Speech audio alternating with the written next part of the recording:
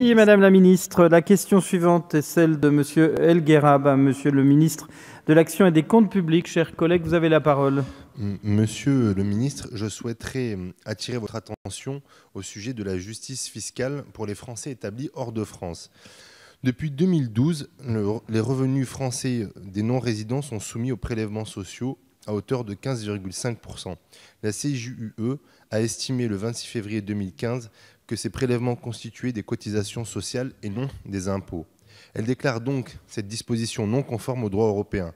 Pour se conformer à cette décision, l'État français reverse depuis le 1er janvier 2016 les recettes des prélèvements sociaux vers le Fonds de solidarité vieillesse.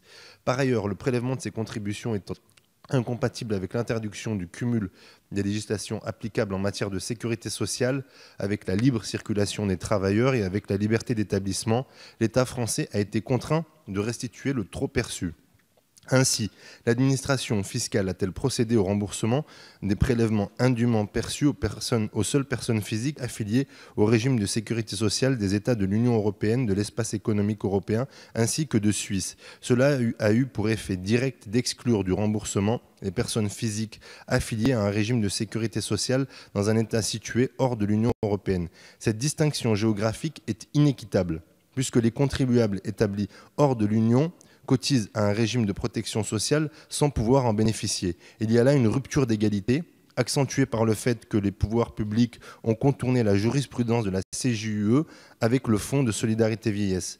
Les revenus du patrimoine immobilier de source française qui sont perçus par les non-résidents ne devraient pas être assujettis aux prélèvements sociaux. Je me félicite de l'annulation du décret du 30 décembre 2017 qui est intervenu le 19 février dernier. Mais au moment où ma collègue Anne Genetet réfléchit à la situation des Français de l'étranger dans le cadre de la mission que lui a confiée le Premier ministre, je souhaiterais savoir, Madame la Ministre, si une évolution plus globale du cadre juridique de ces prélèvements était envisagée. Merci beaucoup. Merci Monsieur le député. La parole pour vous répondre est à Madame la secrétaire d'État auprès du ministre de l'Économie et des Finances. Merci Monsieur le Président, Mesdames et Messieurs les députés.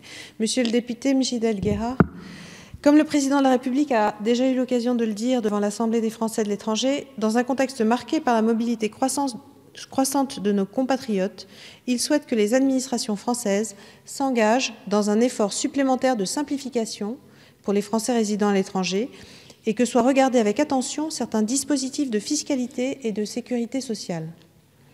C'est pourquoi le Premier ministre a confié à Madame la députée Anne Genetet une mission sur l'ensemble de ces sujets. Il lui est notamment demandé de procéder à une évaluation du régime de prélèvement obligatoire applicable aux citoyens français non résidents afin d'évaluer leur niveau de participation aux finances publiques et au financement de la protection sociale de la France en se comparant notamment à la situation des contribuables non résidents des pays étrangers. Un deuxième volet de la mission doit porter sur l'accès des citoyens français non résidents aux prestations de sécurité sociale et notamment le fonctionnement de la Caisse des Français de l'étranger. Des recommandations pourront, si nécessaire, être formulées afin d'améliorer les qualités de services proposées. Sur ces deux volets, la simplification de l'accès aux services ainsi que leur dématérialisation devront faire l'objet d'une évaluation et de recommandations. Si la mission doit s'appuyer sur les services des administrations compétentes, elle prêtera une attention particulière aux revendications des Français établis hors de France. Les conclusions de cette mission sont attendues pour le 1er juin 2018.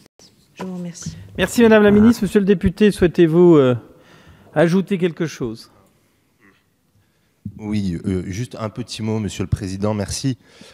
Effectivement, nous attendons avec beaucoup d'impatience les travaux de cette mission et je suis certain que ma collègue Anne Genetet les mènera avec la plus grande méticulosité et qu'elle associera l'ensemble des associations qui représentent les Françaises et Français de l'étranger et nous y contribuerons. Mais il faut vraiment partir d'un principe, c'est que les Françaises et Français de l'étranger ne contribuons pas ne bénéficiant pas du régime de protection sociale, il est aujourd'hui anormal qu'ils contribuent sans avoir de contrepartie et il serait légitime de remettre tout à plat et, entre guillemets, de rendre l'argent aux Français de l'étranger. Merci. Merci, Monsieur le député.